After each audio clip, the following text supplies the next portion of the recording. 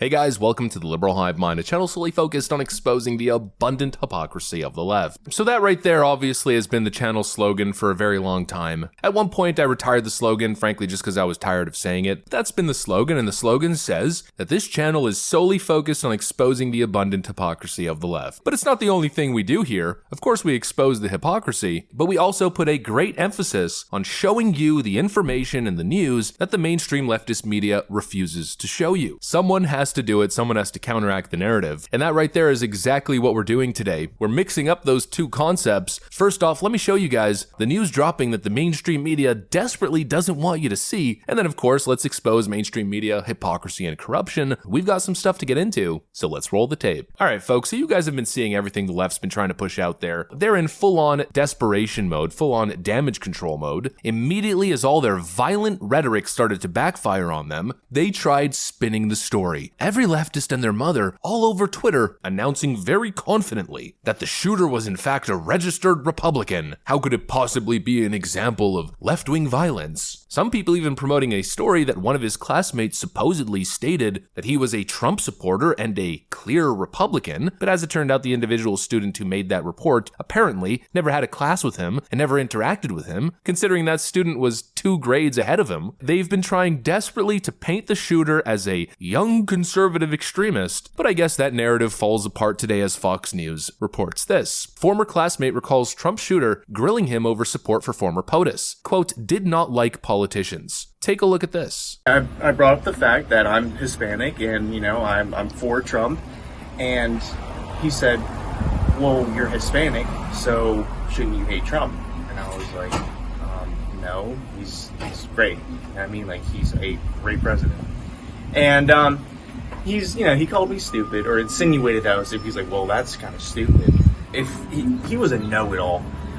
So once again, if he was passionate about something, he would just talk, and acted like he knew everything, especially politics related. And he would say it in a tone that was like, I'm better than you, in a type of way. And meanwhile, it's like, dude, we're in the same classes.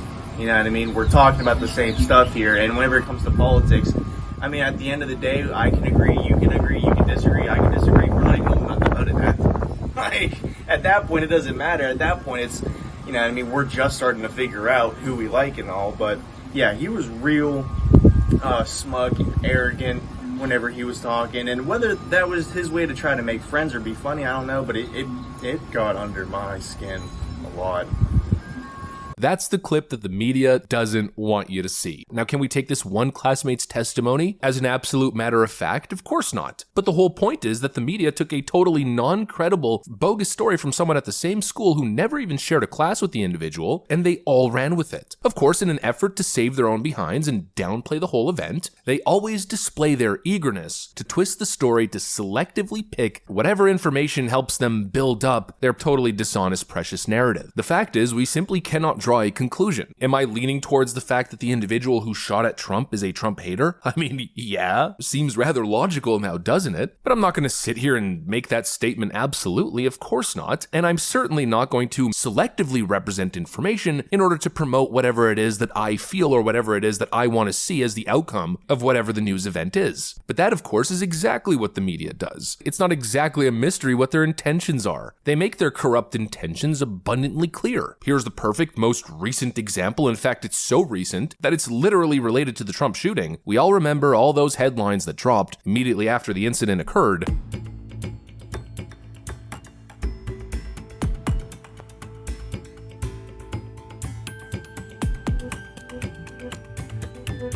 Donald Trump falls on stage. Donald Trump rushed off stage as loud popping noises are heard. Loud noises force Donald Trump off stage at rally. Now I know, of course, every leftist is going to try to justify these bogus headlines as simple journalistic ethics. All of a sudden, the left-wing media is really concerned about not getting ahead of the story and doing things the right way. Give me a freaking break. It's obvious what the intention was. They run with whatever is beneficial for them. Leftoids are going to pretend as if we're stupid. reported, as if we didn't observe them over the last 6 months attempting to craft this narrative that Donald Trump is actually the one with dementia and not Joe Biden. This is the problem we're having right now with Trump and Biden. Trump, of course, is even more demented and full of dementia.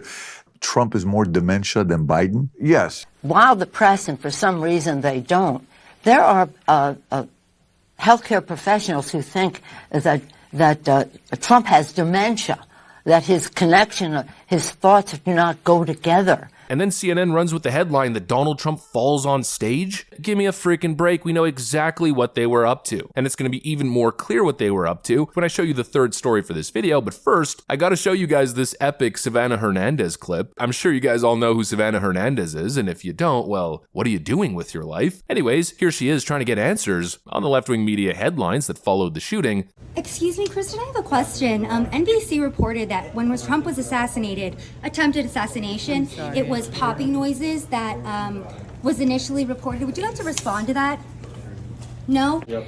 All right, y'all, this is Savannah Hernandez, and this is actually Kristen Welkener right behind me of NBC News, the exact same network that reported after the attempted assassination of Donald Trump that it was just popping noises. Kristen, would you like to say anything? No?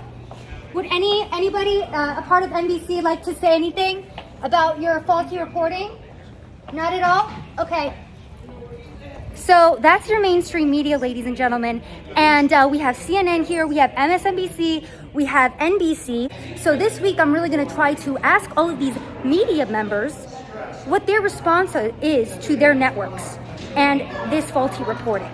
Looking like a deer in the headlights, absolute freaking panic mode, carried away into the back rooms, just like Joe Biden. They're running because they know they're full of you-know-what. Instead of doing their job, the left-wing media decided that they were going to engage in this big, massive cover-up scandal. And not just with the initial headlines, but they're still doing it. Let me show you guys exactly what I mean. Here's the third story, and this one honestly might be the worst. Just to show you the left-wing media's intentions in all of this, these are supposedly neutral journalists just getting you guys the facts without spin. Trump cover-up escalates as photo editor at popular publication, quote, wants to ban iconic raised fist photo for making GOP nominee look too good. The unnamed editor told Axios that sharing the historic photo of former president standing after he survived the attempt on his life is dangerous despite how good it is. Their outlet wasn't named either, but it's said to receive millions of regular readers. Liberal-leaning Axios reported that multiple unnamed photographers told them that they were worried that the image taken by Pulitzer winner Evan Fucci could turn into a photoganda by the Trump campaign to further their agenda, despite the photographer's intent of capturing a news event. One photographer said the photo could become a propaganda machine and make Trump a martyr. Propaganda machine, you say? Not so sure about that one. Propaganda would imply that it's being used by the Trump campaign. The Trump campaign is putting that messaging out there to convince the people of supporting a specific narrative. But in this case, there's no need for propaganda. We all had the same reaction. You know, our reactions are authentic. We came to the conclusions that we came to totally organically and authentically by simply observing what happened and being in total disgust with what happened. And also, I might add, a little message for the media, also being quite disgusted with the way that you guys are acting.